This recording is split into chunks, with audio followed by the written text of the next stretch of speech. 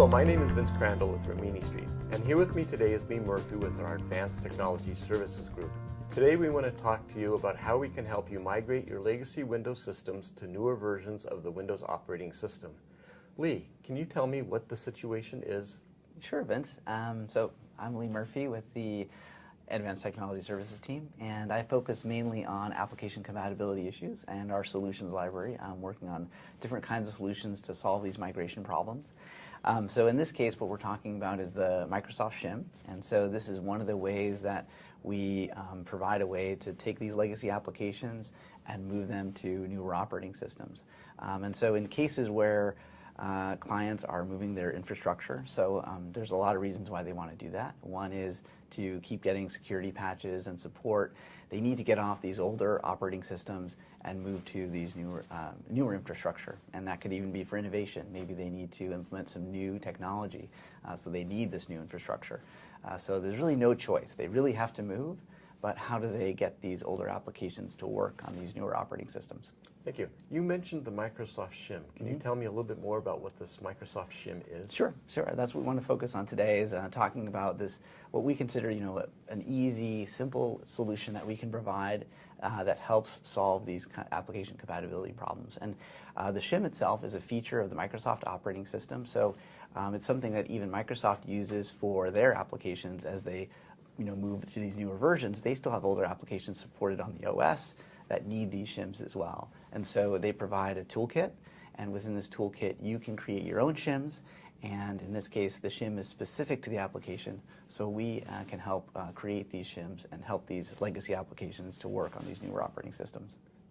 Our support engineers often hear the term initial consistency check, or in the SAP world it's a SIC check. Can you explain what this is and how the shim can help? Sure, and this is kind of a classic example of where a shim is really valuable. The SIC test is with SAP, and so we've had clients come to us and they have this problem when they're migrating their SAP environment to a newer operating system. They start the process, they get SAP configured, and they fire it up, and at boot time it checks the operating system version. And so when it checks the version, it's saying, it's an older application. When it was developed, it didn't know about these newer operating systems, of course. And so when it checks the operating system version, it says, hey, this is not a supported platform. I don't recognize it.